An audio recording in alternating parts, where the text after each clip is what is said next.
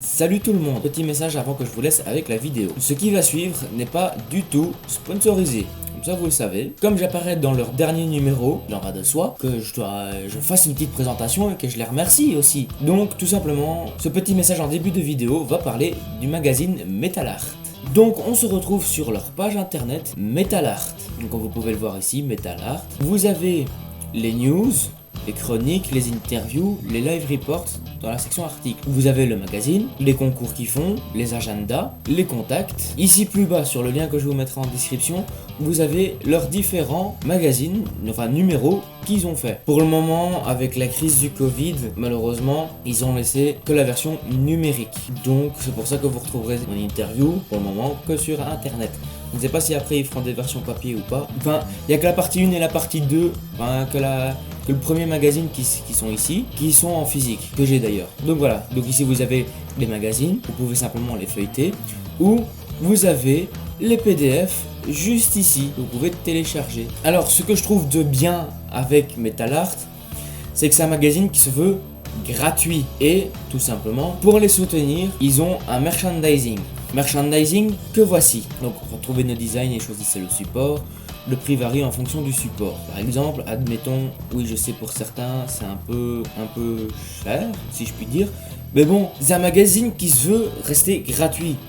Donc, pour pouvoir faire bien plus tard, quand nous serons revenus à une vie plus simple, pour pouvoir avoir justement une version physique, ou même juste payer les serveurs où est hébergé le site en question, il faut qu'ils aient des revenus d'une manière ou d'une autre. Donc tout simplement, par exemple ici, Art et Culture, comme vous pouvez le voir ici, hop, Bureau de la Défense Vidéoludique. Donc ça c'est la partie Art et Culture, et ici la partie musique. Donc oui, il faut savoir un truc, le magazine a deux parties, et c'est là que je reviens sur ce que je disais là tout de suite, c'est un truc que j'aime bien chez eux. C'est que ce n'est pas un magazine qui se concentre qu'autour des groupes de musique. Il y a une partie qui se concentre effectivement sur les groupes de musique, mais ils ont cette deuxième partie art et culture qui se concentre principalement sur ce qu'il y a autour. Donc voilà ce que je pouvais dire sur Metal Art. Évidemment, je les remercie. D'ailleurs, pour tous ceux qui nous ont découvert suite à mon interview dans le magazine, bienvenue à vous.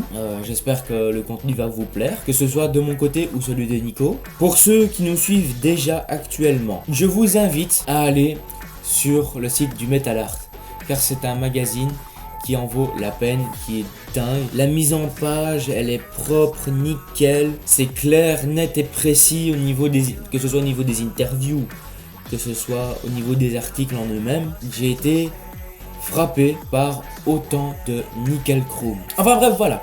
C'est tout ce que je pouvais vous dire par rapport au Metal Art pour le moment. Je vous laisse avec la vidéo. Salut! Salut les fans de musique. Waouh!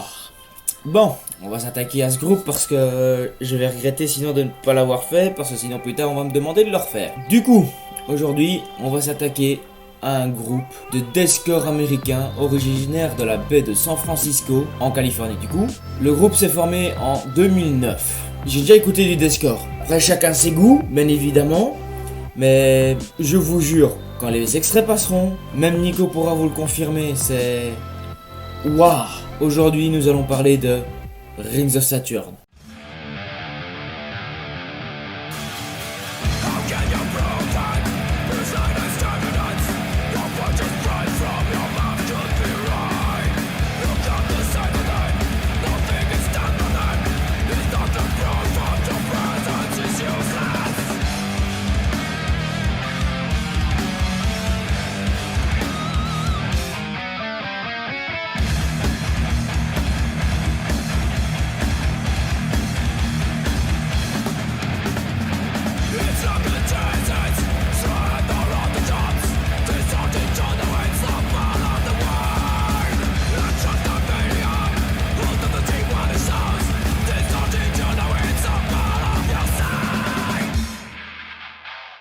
Rings of Saturn, c'est 5 albums à leur actif. Purée, préparez-vous.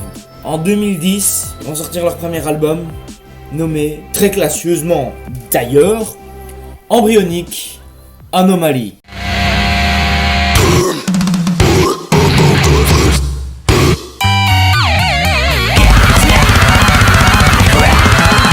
Vous sentez que la vidéo va être en Peggy 18. Ouh là là là là là là là là. Waouh, waouh, waouh, waouh. Bon, on va continuer. 2012, ils vont sortir leur album Dingir.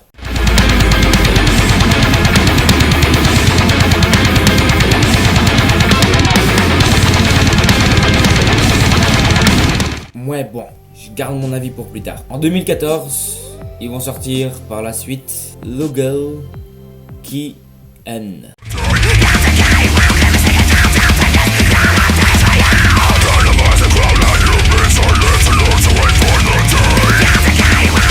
En 2017, ils vont sortir leur album Ulta Ulta.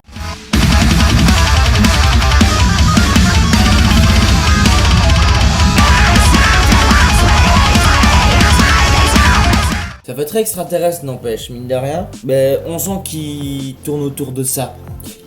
Enfin, s'il y a des paroles à ce truc, vous savez, je rentre dans le cliché des gens, en général, anti-metal. Ils disent, oui, est-ce qu'il y a de la parole là-dedans? Mais sérieusement, j'ai déjà écouté des musiques où le chant était parfois moins prononcé que ça. Et je savais, et je comprenais qu'il y avait des paroles. Mais là, waouh, c'est une purge le truc. Enfin, en 2019, en tout cas pour le moment, ils ont sorti leur album Gidim.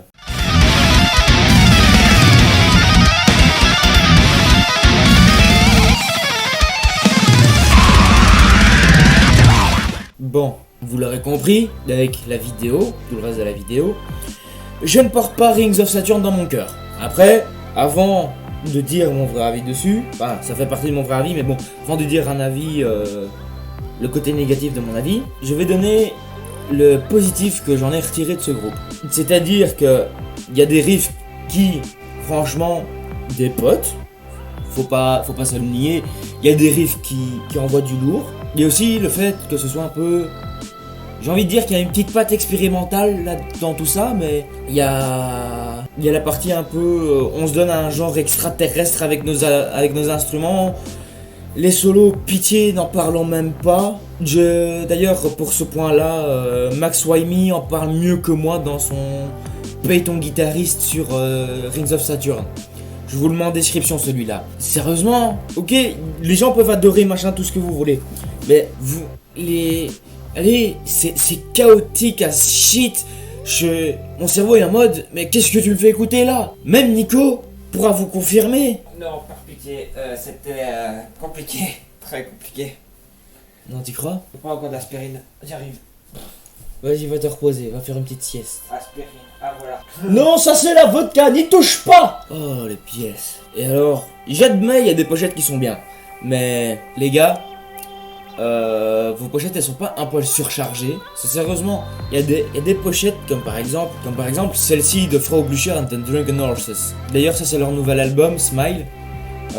J'en parlerai dans ma nouvelle émission qui devrait pas tarder à arriver. Il faut pas forcément avoir une pochette d'album surchargée pour que ce soit beau. Parfois même le plus sobre, ça fonctionne aussi. Mais franchement, là les gars, vous donnez pas envie d'aller vous voir en concert, purée. Et surtout avec ce que j'ai vu de votre guitariste là, avec le Paye ton guitariste de Max Wyme, encore une fois qui se trouve en description. Mais pitié, arrêtez, abrégez mes souffrances, je sais pas, mais waouh, je vais en mettre un certain temps avant de m'en remettre, hein, purée, parce que là, on a touché les tréfonds du métal, je trouve. Même un groupe du Zimbabwe que j'ai trouvé mais complètement... Bon, en vérité, il était bien, mais qui m'a mindfuck à shit. Même ce groupe-là, je me dis, putain, au moins j'ai envie d'aller les voir en concert. C'est spécial. Bon, faut aimer quoi. Moi, ce groupe, je l'ai pas dans mon cœur. Si vous aimez bien, y a pas de souci. Après tout, les goûts sont dans la nature. Hein. Vous avez le droit d'aimer ce que vous voulez. J'ai le droit d'aimer ce que je veux ou de détester ce que je veux. Mais voilà, l'optique de Radio Découverte, c'est pas forcément de faire découvrir que des groupes que j'aime bien. Sinon, après, ça tourne en rond, ça se répète, machin. Il faut aussi de temps en temps que je parle de groupes que je n'apprécie pas forcément, mais que vous pourriez peut-être apprécier. Enfin bref, sur ce, c'est la fin de la vidéo. N'hésitez pas à liker, commenter et partager la vidéo si elle vous a plu. N'hésitez pas à vous abonner et à activer la cloche pour ne pas rater les prochaines vidéos. Je mettrai en description les liens vers le groupe, donc tout ce qui est chaîne YouTube, site internet s'il y en a, les réseaux sociaux, les plateformes où on peut les écouter. Je mettrai également dans la description notre site internet, où vous pourrez plus facilement jongler entre nos réseaux sociaux à nous et les deux autres chaînes. qui sont Bananas Nightcore où l'on publie des Nightcore et BDV Live où vous pourrez retrouver toutes les diffusions de live que je fais ou que par moment Nico fait avec un ami à nous sur Twitch. Alors, pour voir les lives en live, c'est tout simple. Vous cliquez dans le lien qui est dans la description qui vous amènera vers Bureau de la DV. Si jamais vous vous ennuyez, que vous savez pas trop quoi regarder, que vous vous ennuyez un peu l'après-midi sur YouTube, n'hésitez pas à passer sur BDV Live, pour vous détendre, regarder 2, parfois 3, parfois 1 heure de live, ça dépend. Retrouvez-moi tous les vendredis, samedis et par moments dimanche, sauf imprévu ou si je donne un coup de main à mes parents, ce qui me paraît... ou que je fais des tournages tout simplement, ce qui me paraît logique par rapport à mes parents de leur donner un coup de main. Je streamerai en général vers 19h30, 20h, pendant en général 1, 2, 3 heures. Et pendant les vacances scolaires, la plupart du temps, je streamerai quelques jours hors horaire habituel. Mais en général, il y aura une annonce de fête sur nos TikTok, histoire de vous avertir que je lance des lives. Donc voilà, vous voilà un peu au courant de tout ce qui se passe pour le moment. Bref, sur ce, c'était Nathan. Au vu de la situation actuelle dans le monde, portez-vous bien et prenez soin de vos proches. Salut tout le monde!